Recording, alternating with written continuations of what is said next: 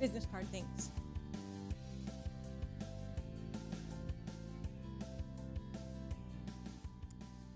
All right. Good morning. You are tuned into 1100 WSGI, and this is Lee Marie with The Go Show, your source for information, inspiration, and always a few dates to add to your calendar. And today I also have a special guest coming in. So I will go over our calendar items afterwards because I see he's already in the house. So that is awesome. All right. Before we start our show, we always go to the Lord in prayer. Let me get our microphones on. All right, Heavenly Father, thank you so much. You are so wonderful. We are so grateful. We are so blessed. Please take today's show exactly where you want it to go. We love you. We praise you. We pray for a special blessing on Thomas right now. We know you have amazing special plans for him. Oh, Heavenly Father, may everything we do and say today glorify you. In the mighty name of Jesus, amen. Amen. All right, Mr. Gabriel's in the morning. house. How you doing? Good. This is the earliest I've been awake in a long time. Yes, I know. Whenever I'm asking a musician, especially, from Nashville to come on up, they're like 8 a.m. Yeah, right. That's not really I'll like, just stay up the night before. well, I am so grateful that you were able to join us today. And Same. it was a total God thing that I ran into you in the airport, that was just like I thought so, confirmation. Because the funny thing is I was thinking, I was like, God, I need to ask John, how we can get back in touch with you, because I had lost your card the first time. Uh-huh. And I just thought about that probably the day before. Oh, really? When I saw you, I was like, Oh, wow. yeah, that is definitely a God thing. Yeah, it's definitely a God thing. I'm going to move the mic a little bit closer. Okay. There we go. I don't resonate as much. I'm a little lower. If I had some more mid-range, I think I'd pick up a little bit. Well, no, that's so amazing. So you just thought about it the day before. Yeah. And you know what? I wouldn't have run into you except for the fact that our flight to D.C. got delayed about 4 times, that they finally moved our gate. And so when they moved our gate, we're like picking up all our luggage because we were going for a week. That's when I ran into you. Right. So that wouldn't have happened either. So yeah, that's great. God is good. Yeah, God's absolutely. got special plans. Oh, that's so awesome. Always. So I'm so glad you could join us. Same. Me too. And your story is so amazing. You have a story that, nobody else has. And so that's why I was like, I got to get him on the radio. Yeah. Yeah. It's, I definitely grew up non-traditional. Mm-hmm. Yeah. So I'm going to put the camera also on you. I got 2 cameras here. I'm going to put the camera on you so we can see. So we are introducing Thomas Garbriel now to Robertson County, and oldest grandson Oldest. of Johnny Cash. Right. And how old were you when you moved to Nashville? Okay. Well. Or Tennessee? So the first time I was, I want to say 2. Okay. And we moved here for a short while. And I think right around kindergarten, we moved back to California for about a year. And it was still California. So we came back. We came back. I hear you there. Of course, it was better back then. But Tennessee just seemed right, even with all the humidity and all that, it just seemed right. Okay. So you were born in Ventura, right? And your mom was Kathy, right? Second oldest. Second oldest daughter. All right. And then I heard that you did get to pretty much grow up with Johnny. I mean, yeah. So my mother was 16 when she had me, and I don't know about most other 16-year-olds, but usually they're not done being 16, And, she had a lot of growing up to do. And not only that, my grandparents just kind of stepped in. John Carter was 3 years older than me. So that I kind of fit into a brother relationship with him. Okay. My grandmother and still in California was honestly my best friend.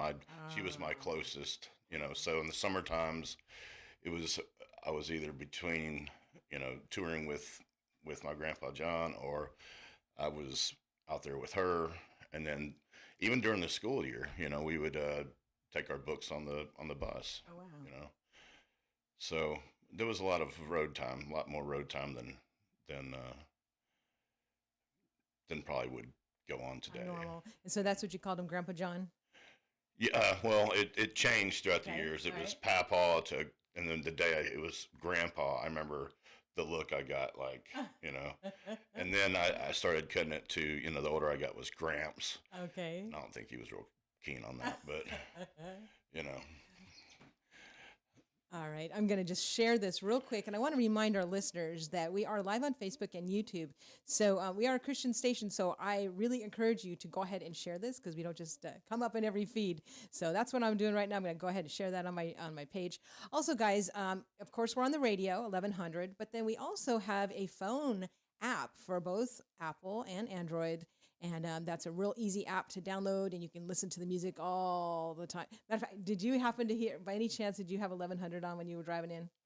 no, I Okay. was I was trying to remember, and No worries. I actually yeah, played a Johnny Cash song because did you? T. Rawls are. I had I had him on the my Oh, my did you playlist. already? Okay. Yeah. Yeah, we had. Which one did we have on? I think we had "Where the Soul of the Man Never Dies." Oh, that's a good one. Yeah, yeah. So thanks, Brother T, for coming in, and he loaded some of those up in my folder so I could play some before and after. So, Yeah. so that was a beautiful song. But anyways, okay. So you got to tour on his bus. Yeah. Tours. So a lot of bus time, a lot of plane time, a lot of hotel motel type thing, Um, and it was very. I don't know. It was my first memory of life is Caesar's Palace. Okay. I mean, that's very excess. Uh huh. You know what I mean? Yeah. Mm-hmm. So it was kind of confusing. It was I'd go on the road with my grandparents, and I'd come back home to my mother's house, and it would be the opposite of excess. Ah, Then I'd go back out and interesting. have so it was rather confusing, Mm-hmm. and plus you're for me anyway, I was uh, around a lot of things I really shouldn't have been around. Mm-hmm. You know, Mm-hmm. the '70s and '80s, of course, were a different Oh era. yeah. I got into which we all know got into substance abuse early and all that type thing. So um, I totally hear you yeah, there. I'm both of my parents, same thing, and a lot of our siblings, the same thing. yeah, yeah. So that's a whole entity all its own. Mm-hmm. There Mm-hmm. and that's one of the things I've been working on just as much as the music is trying to get that word out. Mm-hmm. The recovery, life after recovery, Mm-hmm. pretty much. So one of my bigger projects lately has been that. Awesome. That is very cool. Matter of fact, I do want to mention on the Go Show, we do talk about a lot of calendar items. And so we're actually going to be having a walk for lives, and this is United Against Fentanyl. And so this Uh, is going to be Saturday, September 20th, right here in Springfield at the Martin Luther King Jr. Park. And that's at 2623 South Main. And so this statistic here caught my eye when I was at the library yesterday. Fentanyl is the number one cause of death in the United States for 18 to 40-year-olds. That more than cancer, heart disease, accidents combined. And it says it kills 22 high school students every week. yeah, I was so surprised. I figure do. it'd be more than that. Really? So yeah, Wow. So this is right here in Springfield, guys. So I know we have a really good recovery community here. Several programs here in Robertson County, but we all need to be, I think, just more aware and just doing more for it. nowadays you're right. We all need to be aware of this. We need to be aware of safety of our kids. Hmm. We've got more kids going missing every year. We've got more deaths. Matter of fact, um, I was counseling a young man recently over the last couple months that died yesterday. Oh my gosh, I'm so sorry. He was 4 months clean and had a bad night, and I got a phone call yesterday morning. It's everywhere, Mm-hmm. and it's not. And this kid, you know, he was not one of the ones you see in the movies, the ones that are living on the street and things like that. That was not this kid. Mm-hmm. He had a good job. He was presentable. He had a good mind. good head on his shoulders. He was respectful. He was just had a problem, Mm. you know. Wow. So yeah, you know, I don't know where you wanted to go with this. I don't know if I Well, you know started what? that We like, call it the Go Show you know, because we really let God take it wherever He wants it to go. So, right. you know. Well, you know, one of the things, if that's Mhm. one of the things that I've really was trying to talk to him about too, and I counsel several others as well, but most of them are mothers that have lost their children to alcoholism or addiction. So I find that more it's not just me and other addicts as much as people trying to understand Mm. what happened, what I do wrong. You know, parents always trying to blame themselves for what did I do wrong, what could I have done different, that type of thing. And you know, I have to explain to them. I said, I have to explain my story, how I did it, and all that, which is a little different from most. I had gone to rehab 23 times. Mm. None of them, I never got more than 3 months clean, ever. It was kind of like my mark was 3 months. But the thing is, you take away substance and you think, okay, well, life's going to be better now. All you got to do is quit. All you got to do is quit drinking. All you got to do is quit uh, Using. drugging, whatever. And it's not that. It's the part of our brain. I think I'm convinced that the part where the devil gets into our minds is through our subconscious. Mhm. And lots of times what happens is we have the only person, the only your subconscious only knows you exist. It doesn't know I'm here. It doesn't know anybody's here. So what happens is the subconscious, the way we live, the way we manipulate, the way we tell ourselves one last time, the way that we all these things. Mhm. I've got to do this to fit in, or I'm masking, or I'm shoving down these old traumas, or whatever.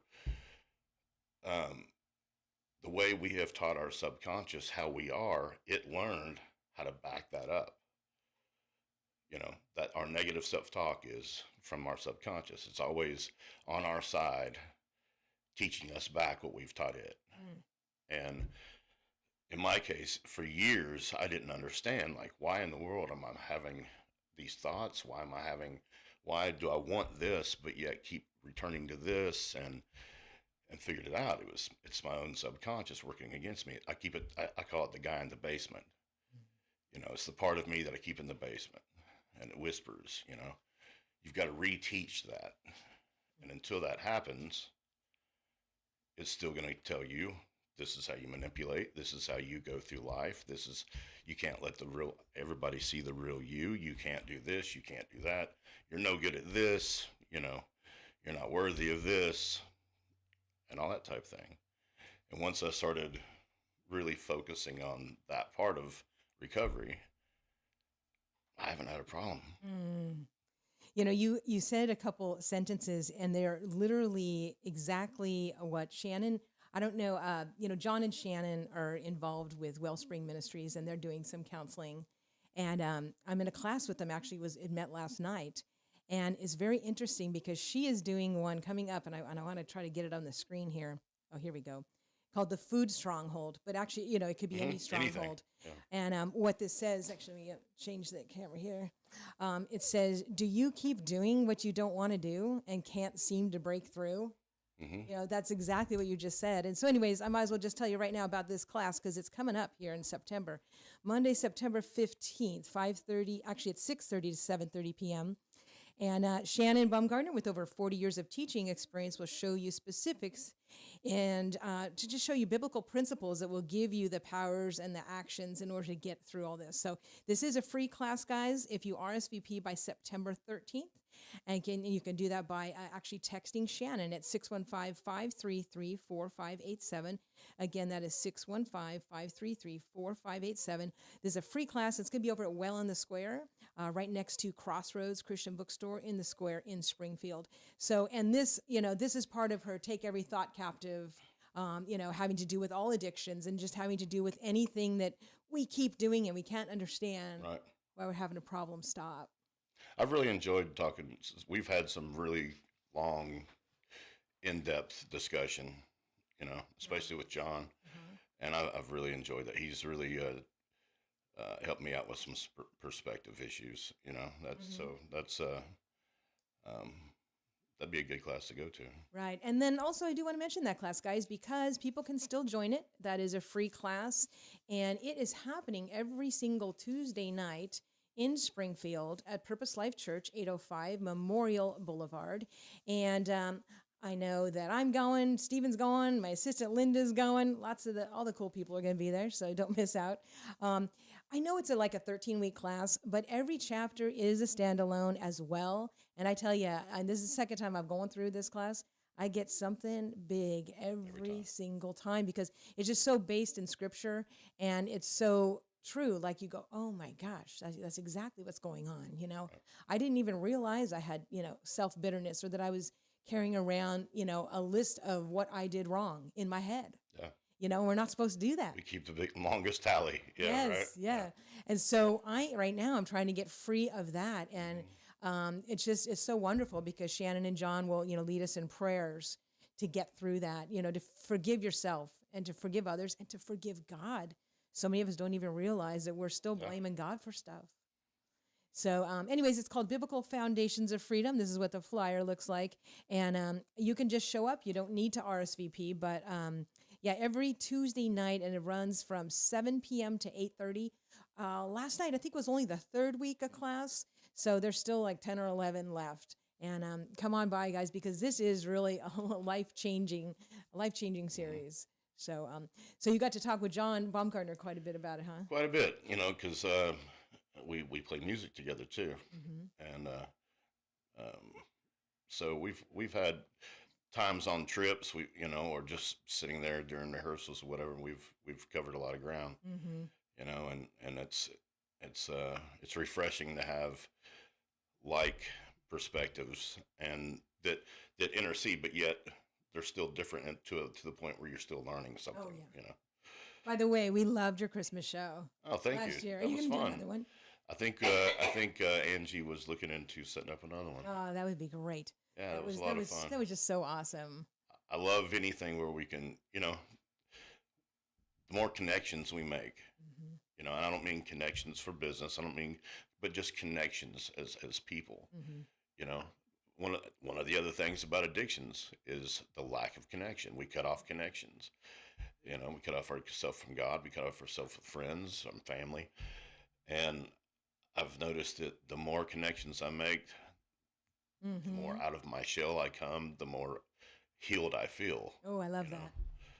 I love that. And that's one thing, we're starting to, well, we're renting a place called Well in the Square. And that's one thing that we're doing is we want to build community connections because, yeah, I was at it was a meeting for just kind of helping people with drug abuse and all that. And right? they were interviewing some people. And this one kid, they said, well, what led you to, addiction? And he was adopted. But because of that, he felt a lack of community Yeah, connection. yeah, And that was what made him get into it. So you're so right when you say just like get in there and make all of those yeah. connections. And that negative self-talk tells you don't belong, you don't belong, you don't belong, and we'll keep reinforcing that. Hmm. Yeah, I do it sometimes. There for a while, being on stage. I grew up around the stage. I've been walking out since I could walk, Hmm. and my negative self-talk was, who do you think you are being up here? Who do you, Hmm. it's this negativity Right. that just reinforces your doubt, your self-doubt and everything when, if you're going with God's plan, if you're going with God's talents, if you're going with God's, whatever he's given you, and you're going with what feels right in your heart for it, of course that part's going to try to turn that, tell you Right. you're The wrong, enemy wants to you know. kill, steal, and destroy, and he'll fill our minds with all those Right. types of things. So same thing, I don't belong. I'm not Mhm. good enough for this, or Mhm. yeah.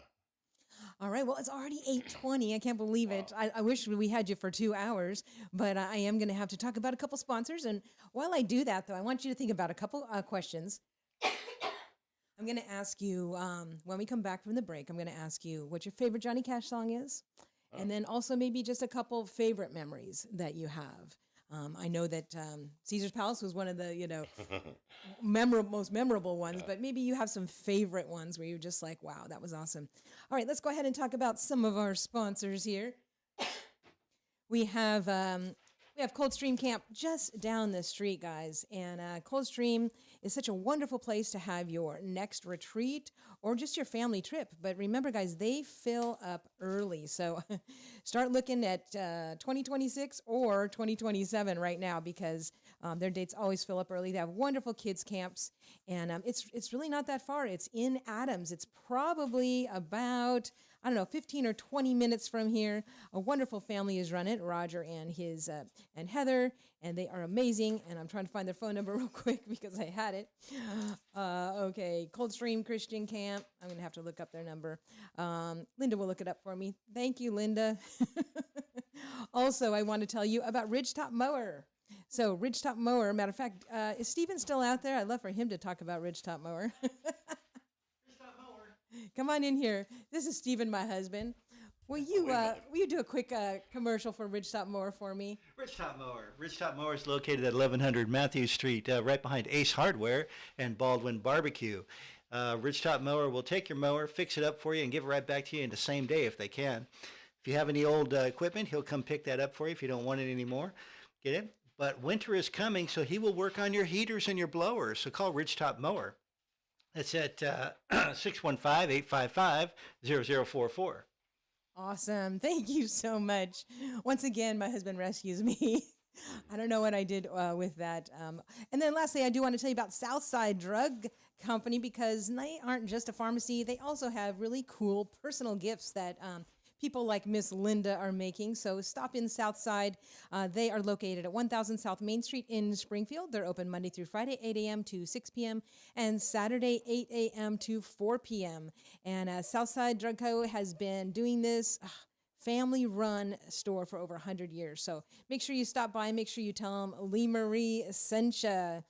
All right.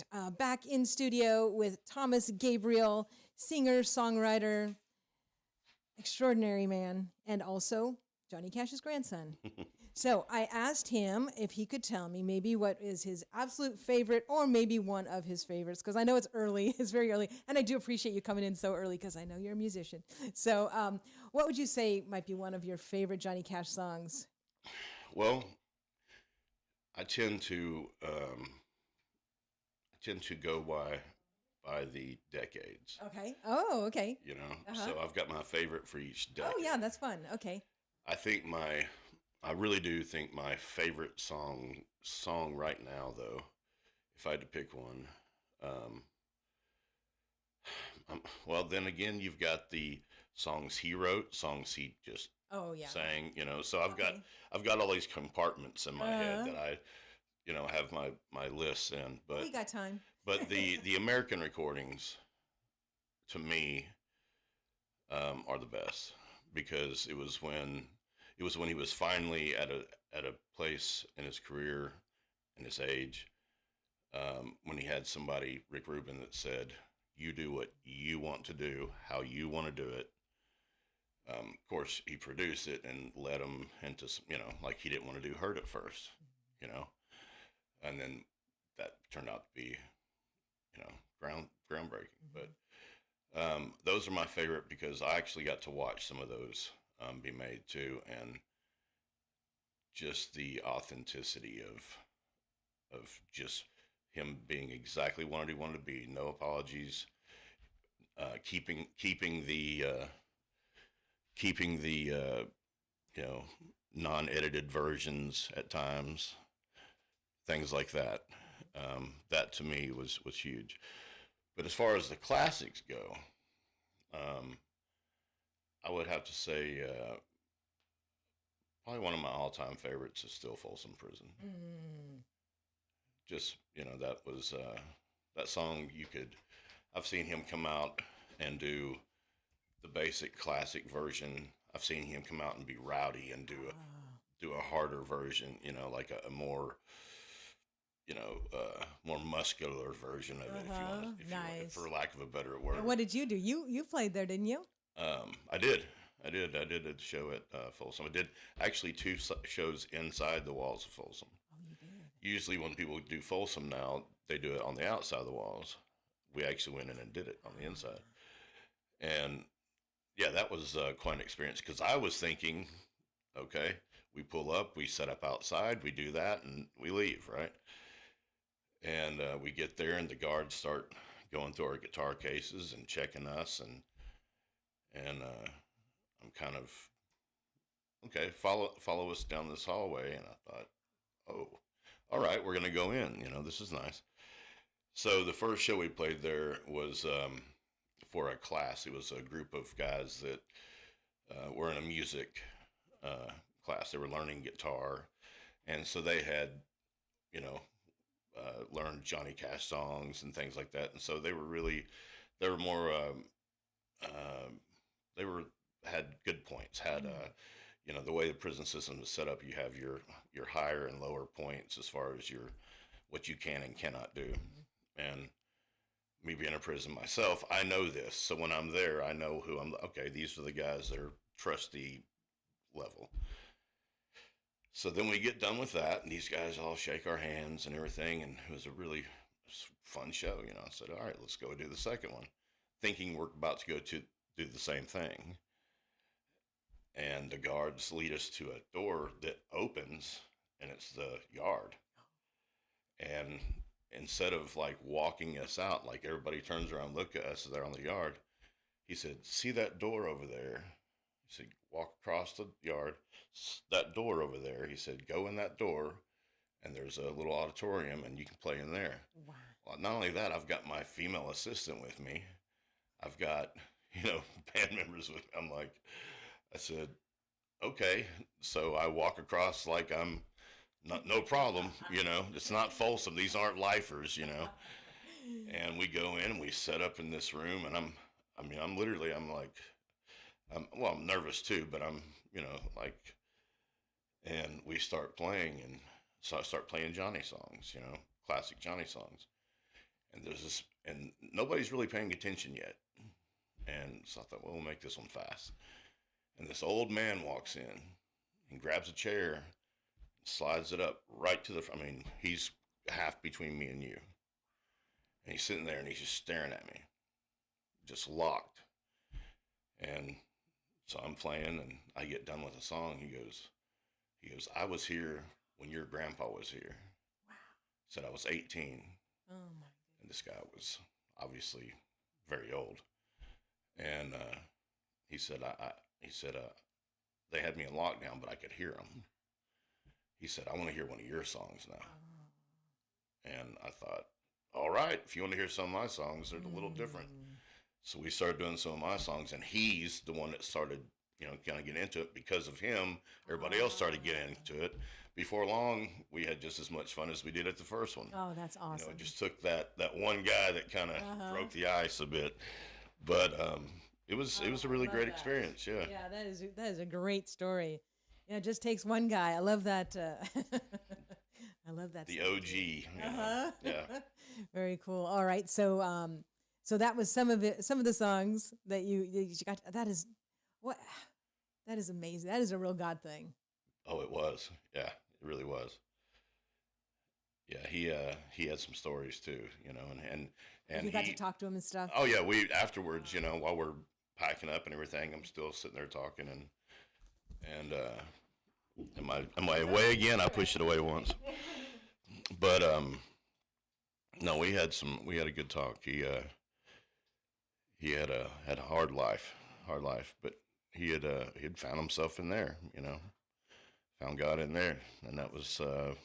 That always amazes me. Mm-hmm. When I was locked up, that was the last thing I wanted to hear. Was the preachers on the inside. I thought, you're just doing this to make it easy on yourself or points or whatever. I totally shied away from that when I was locked up. And it was just, once again. Mm-hmm. So it took until you got out before you... Definitely. Right. Yeah, actually, I got out. I did 10 years, all in all, and stepped out thinking that, I'm out now. I'm going to have people waiting. Nobody was there. Nobody was there to pick me up. And that was a big wake-up call. It's like, that says a lot, So they give you a $75 check, what they did then. in Tennessee. $75 check. Now you don't have ID except for this jail ID, that they've given you. And I'm in a jumpsuit, you know. Well, who's the only place that's going to cash a check? The liquor store. So I walked from getting out of the gates, sat there for a little while, waited to see if maybe somebody would come up, walked to the liquor store, and was on. And it stayed on for, let's see, I got out in 2013, and I stayed drunk until 2020. And then 2020 hit, COVID hit. I was getting ready to go to number 24 of rehab because I had met a girl, and she was good enough to get sober for. I was not, but she was good enough to get sober for. And so I was getting ready to go into rehab for the 24th time, and because they say 24 is the magic number, right? Yeah. But and they locked down for COVID. Nobody was taking anybody. And I said, you know what? I still want this. I still want to do this. And I had, I've got that big dually that you probably heard me pull up in. And I had a fifth wheel trailer. And I said, let's hit the woods. Me and her, I said, let's hit the woods. Let's go buy all the booze I can. I'm going to give it to you. She had literally a mixing, measuring cup. And for 6 weeks, she would taper me down so I wouldn't go into DTs. She had full control of it, and she would taper me down until I was off. It took 6 weeks. So I white knuckled it. And what she didn't realize was, because I was too embarrassed to tell her, I was also a meth addict. So I had that hidden in the camper. And one day she said, I know there's more. There's some, you're doing something else. Because one minute you're really sleepy, the next minute you're not, And I finally came clean on that. I said, she goes, all right, get it out and do it. And I was mortified. How embarrassing. This is not something I show people. This is a secret thing, She said, no, we're going to get this out. She goes, you're going to do it all and get it done. And once it's gone, it's gone. And that was probably the most mortifying thing I've ever done in my life, was doing drugs in front of this person and so when it was gone, it was almost like a relief. I mean, of course I hated it that it was gone, but it was a relief, for my soul, really. And, but the alcohol took a little longer. And then you hit this anxiety, this wall of anxiety that feels like it's just going to crash your heart, Don't know how to be.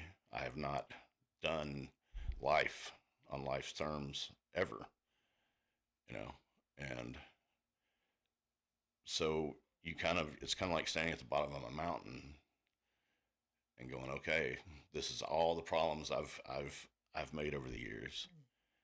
Start tackling in an inch at a time. And, the first 3 months, it was this crippling anxiety. Month 4 got a little better. Month 5 got a little better. By month 10, I could kind of stand to be in my own skin, and then the first year, I just kind of call that the clarifying year, of getting all the substances out. So after that first year, then I've never wanted it again. Awesome. Yeah. And one thing that I do appreciate that you're talking about there is you said, you were in rehab 23 times. And, I know some people that have been in rehab, a lot of times. Yeah. And some of their family members and friends, whatever, they're like, oh, yeah, Yeah. they like write them off, and it's like, no, like you went 23 times. Yeah. Yeah, because you get in a loop. You get in this is going to make people happy and get off my case for a while. They're going to be proud of me for a little bit. I know what to say to all these counselors. They're all going to believe in me. I know what to say. So I'm going to speak up. I'm going to say all the right things. And then for some reason, I had this Corvette that just could not stop pulling into liquor store parking lots Mm. at 3 months, Mm. and Mhm. and I always blamed it on that car. Yeah. But it was I'd already set up in my mind, like I said, subconsciously, I'd already said 3 months is here. It's Mm. time to it's time to pull into that parking lot. Mhm. Mhm. All right, I do have two more sponsors to talk about, and that's all the sponsors. So when we do come back, we'll continue back onto the song list because we. Like I said, this is the Go Show. We just go wherever the Lord takes it, and you have so much great information that I know is going to just bless so many people. That So thank you, Lord. This is I got yeah. Okay, let me talk about our last two sponsors so that we can go back to the song list and some other maybe memorable things from your touring with Johnny Cash. Okay, DK Styles. You know, they're not just hairstyles. They also do waxings and tans, and now they have a manicurist. They are a big supporter of our military, which, by the way, I see you have a big military thing coming up too, don't you? I just got done with We it. just got done with it That was last week. last week. Okay. That was a fun. I'd love to show you at some point. We have an Orange Heart memorial for all the Agent Orange for all the Vietnam vets. Oh, really? We have that in Springfield. It's a beautiful. I'd love to take you there sometime. I'm on that board for them because I do have a heart for our military as Oh, yeah. well. Same. Anyway, so yes, DK Styles does offer discounts for our military. They're located at 3538 Tom Austin Highway in Springfield. You can call for an appointment at 615 384 8999. DK Styles and Tanning, 3538 Tom Austin Highway in Springfield. Also, another one of our favorite friends is UPS. They're not just a place to take your Amazon returns, guys. They do everything. They even have notaries there. They do printing for your yard signs, blueprints, business cards. Goodness, there's probably nothing that they can't print, really. So go and see them. They're at 513 Memorial Boulevard. Make sure you give Deborah Grant a big hug from us and tell them that Lee Marie sent you. So those are our friends that keep this radio show on the air. We do appreciate all of you guys. We are in studio with Thomas Gabriel, and he is just so fascinating. I'm so honored that he is here in Springfield, Tennessee. Thank you. That is just thank you so much. And okay, so we were talking. He happens to be Johnny Cash's oldest grandson, and so I was asking him maybe what some of his favorite songs were. We were going by decade, and so what's next on the realm? I think that from the 50s, it would have to be I Still Miss Someone, because that's my grandmother, and there for a long time I couldn't sing it on stage. Really? Maybe I'd start bawling and have to finish the song, Oh. because I miss her as much as I miss her more than anybody I know. It's well, I can't say that honestly. I think I miss her more than anybody, but I just actually, and I just finished the album where Rodney Crowell has produced my new album, and I did for that reason I did choose two songs of my grandpa's that are lesser known, that I felt like, knowing him well enough, I felt like when he did them, that his heart really wasn't, for whatever reason that day, the recording, you can always tell. I can always tell. It's like, you know what, he liked the song enough to do it, but he was off on that day. The motions type of thing. So I thought, you know what, I think I'm going to go back and redo a couple of ones like that. So they're all originals except for those two, and so I'm pretty excited about the reception. Awesome. How that translates. Now, when did that album come out? So it's not out yet. Oh, okay, not out It's yet. about to be released. Okay. It's about to be released. What's the title of it?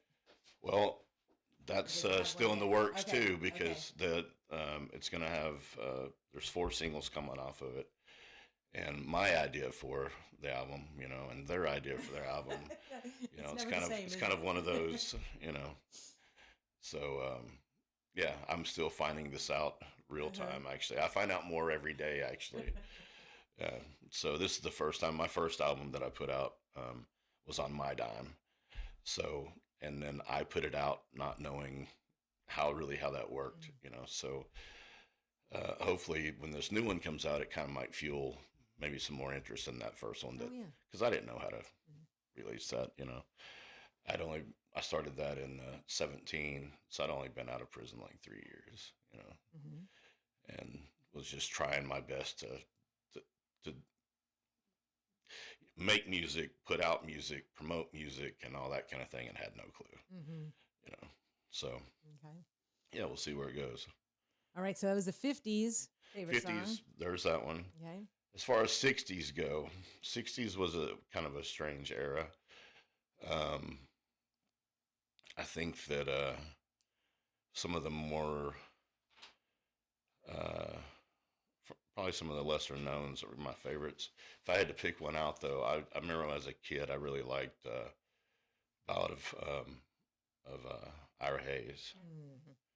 I always thought that was and then you had John Henry's Hammer. You had all these stories. Hmm. It was like reading a storybook. So kind of went through that phase for a while. 70s, of course, you had One Piece at a Time. And for me, that was about cars, and that was funny, and that was, you know, so looking back, I think that was the one I gravitated to the most. In the 80s, Highwayman would have to be that song. I think I had on repeat for years. Hmm. Um, and then, of course, the 90s came, and all of those I love. Uh-huh.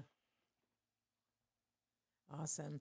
And then as far as you said you were like kind of touring from the time you were what, like 4 to 18 or what From years? day one. Day one. I mean, yeah, I remember, of course, I've got pictures, and I say I remember, and I think I remember some of these pictures being made, but like, I remember making pallets at the bunkhead on airplanes. I remember sleeping on the bus for hours and hours. When you came up on the bus, and you walk up the steps, you turn left, you had the little, lounge area. Mm-hmm. There was a chair, and it was kind of rounded in the back, and me and my Hot Wheels fit back there perfectly. So I spent most of my time back there, and nobody even, and people would forget I was even back there. So I got to hear lots of things, me and my Hot Wheels, and watching movies on Betamax, going down the road. Um, I think I was really into horror movies when I was a little kid, and that was probably the worst thing you could possibly give to a little, kindergarten, first grade, watching, Halloween and Carrie and The Thing, stuff like that, on a screen this big with, you know, sometimes we had satellite. You'd have to turn the dial until you found something, Mm-hmm. going down the road, especially if you changed directions. It was a lot of fun. Okay. So was that your favorite? Or what was one of your favorite memories touring? One of my favorite memories touring. Um, I don't know. I think all of them have their own unique. Each tour had a. You know, the truth of the matter is, my grandfather had a lot of pain. Probably he had his heart, which we had the same heart surgery actually at around the same time. But he also had his, attacked by an ostrich, and that almost killed him. So he had a lot of times when he was really struggling with addiction, and then all of a sudden something like that would happen, and he'd go into a tailspin. So there would be some times when Grandpa wasn't right, Mm-hmm. so you knew to stay away. Mm-hmm. He was not as nice and is not as funny, and that type of thing. And the people around him would change too. So you become hyper vigilant with reading adults at a young age. So it was never really a consistent thing that I can look back and go, oh yeah, it was so much fun, and we just went all over the place. And that one time we went to, there's just it's a It's just lot a more lot, than that. right? As far as memories of him, his memories of his kindness, memories of his of sometimes being scared to death of him in a good way, Mm. because he was a disciplinarian, but he was very real. He was understanding, and he knew about my addiction, and he knew from the very beginning, because I got caught, early on, and we talked about that quite a bit. He was very open and honest with me about that. We talked about that, but I remember, for one, and I'll make it quick. He would pick us up from school if he was in town and we were in town, and we went to Good Pasture. Excuse me, and we had gotten out early. It was a snowy day, so they called and, come get your kids, that type of thing. Snowbird or whatever it was, they let the kids know. And we were coming home, and we had stopped at McDonald's and got. He liked the egg McMuffins. I never liked egg McMuffins, but he would hand one back, and I would like pick out what I wanted, and I never liked the McMuffin part. But while we're going down the road, we got back on the road, and we're passing by this family on the side of the road, and they're in this antique truck, full over the top with wood to sell, and wood for sale was their sign. Was literally a spray painted wood for sale. He had wood. He had lots of wood, but he had lots of fireplaces too. And I remember it's snow on the ground, and I'm tearing this. I'll never forget tearing apart this egg McMuffin, and pieces are sitting on my. And he turned around in the middle of the road, and I've got now egg McMuffin falling off my lap. And I remember that being like that. For some reason, that stands out. Uh-huh. And he pulled up to these people and got out and talked to them. Got back in the car, and we pulled away. And I looked behind us, and they're following us. He had bought all their wood, but he also bought their truck. He bought everything so he could get a new truck. Oh my goodness! And I didn't, I said, so what's going on? He said, I bought some wood and a truck. And I was like, oh boy, I'm like, I don't know, maybe I think I was still in like 6th grade or so, and so that truck was left over in the compound where all the animals were, so the fields, and we destroyed that truck. We went, of course, and it was an old truck. And nowadays I'd be like, hey, let's restore this. Yeah. But back then it was like, yeah, something I can practice driving on, And I didn't know how to drive this thing. It was stick and probably like a 3-speed or something. I don't know. But we destroyed that truck, and we got this wood, and he had his guard take them, and they went and bought a new truck. So he would do things like that. What a big heart. Yeah. So memories like that are what really stand out to me. I mean, we did things one-on-one. He would take me and do things, and that was always fun. But things like that nowadays really stand out. Mm-hmm. What were some of the things that when he would take you to just do stuff? What were Christmas time every year, we would go shoot mistletoe out of trees, or he'd call me up and say, want to go to a show, so he took me to see Ozzy Osbourne. He took me to see, actually took me to see lots of shows. I saw Steve Earle the first time he ever played Copperhead Road. Wow. We're going down the road, and he called my grandpa on the car phone. Uh-huh. And we met down at Bell Court, and I remember the first time hearing Steve Earle beat his foot and sing Copperhead Road, and I thought that was the coolest song I'd ever heard in my life. So we would hang out. He knew that if I had idle time, mm-hmm. I was probably going to be in trouble. So if he had a day at the studio, he'd say, hey, go with me to the studio. Mm. And I'm like, okay, I'm going to sit there and watch you do something all day long, Mm-hmm. But, looking back, that was some quality stuff, and I learned a lot, Now that's what led you were a police officer for a while, right? I was. So how that happened was, I asked him, I said, can I go to your studio? He had a little studio in the cabin, which now is world known. But when it first started, it was just a little DAT and ADAT. And I called him up and I said, hey, I've got this band.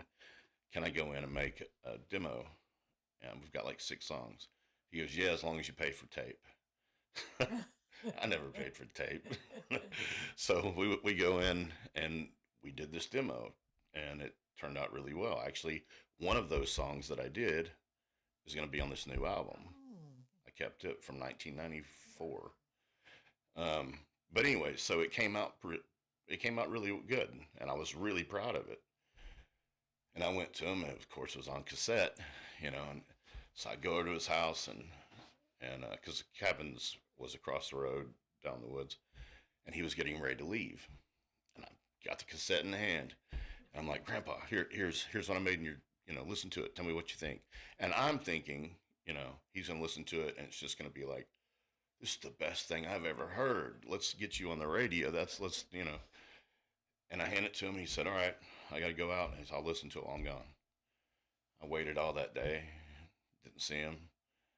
Next day, I come in. His car's there. So I run down. I'm like, what do you think? About what? I said, the tape I gave you. What do you think? He goes, oh, it's good. He said, meet me up on the porch and let's talk about it. So on the back porch, which was actually kind of the front porch of the house, we would sit up there and talk about things, whatever it may be. And he said, it's really good. He said, and he critiqued me like he should. This needs to be worked on. I was really impressed by this. He said, your vocals, he said, are pretty good. He said, it kind of reminds me as me younger, which you need to work on.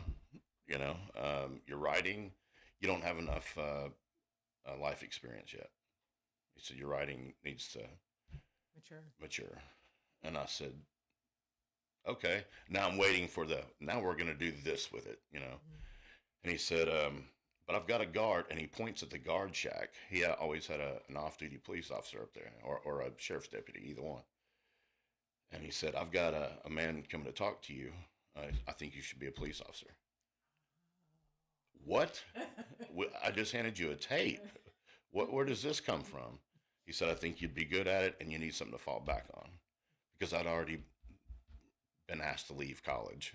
And so, and I say asked to leave, they asked, and they were nice about it, as nice as they could be. So he said, you need a backup plan. He said, this is not a business you just want to jump into. And he said, so you go do that, go to the police academy. And I'm like, random. What? I'd been arrested already. I've already got a record. And I got in a lot of trouble as a kid. And sure enough, I was. Next thing I knew, I was in the police academy, and I was a police officer for 8 years, and then after that, was in prison twice, and totally unrelated. Mm-hmm. They had nothing to do with each other. But I did. I went and became a cop, and I was good at it. He was right. Something I enjoyed, But it didn't help my music career at all. I had to go to prison in order to help my music career. All right. We have one listener who's asking how to see your stuff and how to hear your stuff. Do you have a website or a Facebook, or he wants to know how? If you go to thomasgabriel.com, that's my website. If you go to Facebook, I'm on Facebook. I'm on Instagram. Apparently, I'm on all of those social medias. Also, if you go to if I want to listen to one of my songs, literally, I go to iTunes or Apple Music, because it's easier than looking in files. So it's, but I noticed the other day that not all of them are on there anymore, which is strange. So I need to check into that. About how many can they find right now? I think my first album is all on there, and a couple of other singles.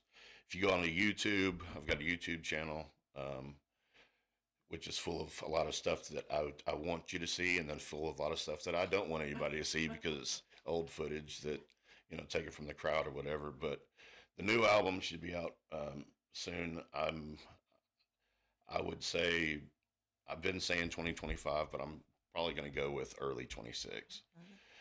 But if you look hard enough, Google Thomas Gabriel. If you go to thomasgabriel.com or on Facebook, you can go to my Monday Motivations, which every Monday I put out. You can find me. Just right. look for the guy that looks like this. Look for the beard. Awesome. Well, we really do appreciate you coming in. Before Thanks for having we me. leave, though, I do need to tell you about a few more calendar items. Of course, this Friday, right in Springfield, is the big First Friday Night Market. So it starts at 6 p.m. Come by Well in the Square and say hi to me. It's a free event. They usually have a few thousand people there. Then this Saturday at 8:30 a.m., the local GOP has their potluck breakfast at 8:30 a.m., followed by a program at 9. The Robertson County Election Office is going to be there showing you the system on how the voting works, because there is a special election coming up here in Robertson County in October, the first week. Then comes Monday. We have a new time for the sewing class, 9:30 a.m. to 11:30 a.m. And this is with Carla. You guys have been enjoying her classes. And this one's going to be on mending, altering stuff, and then finishing any projects that you have that you just need help with. So make sure you come to Carla's sewing class. It's only $20. Bring stuff you need mended or altered, because that's a great deal, guys. Get something mended in the meantime. And then, of course, 2 o'clock to 3 o'clock, we have a brand new series that we're starting. These are free, and they, if you RSVP ahead of time.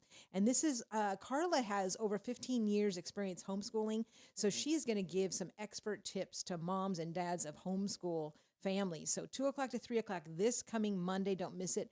Well in the Square, right next to Crossroads Christian Bookstore. The last on my list is Monday night. The Tennessee Firearms Association, Robertson County chapter, meets, and we're going to have a state trooper coming in. He also is in charge of an explosive unit, and he has a canine partner he's bringing.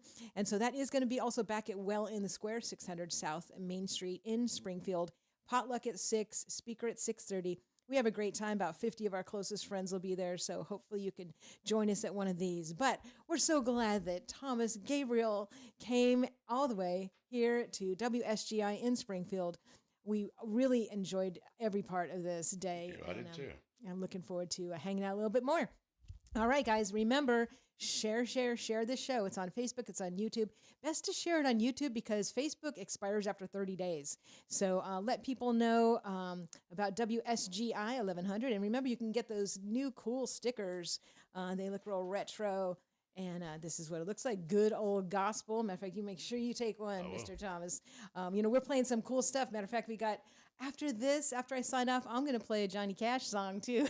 There you go. So anyways, guys, thank you so much for joining me. And this Friday is the first Friday. So I'm thinking Wild Doc's going to come in. So I'll probably do a special edition Go Show. If you have some medical issue that's just baffling you, you can certainly text me or private message me, and we will ask Wild Doc that, because he's pretty amazing. So again, that's this Friday. So we've been listening to Thomas Gabriel, and remember, you can find him, thomasgabriel.com, and on Facebook and Instagram and all those, and YouTube. Check out his stuff, and thank you again, Mr. Gabriel. Thank you. All right, guys, you've been listening to 1100 WSGI, and have a great day.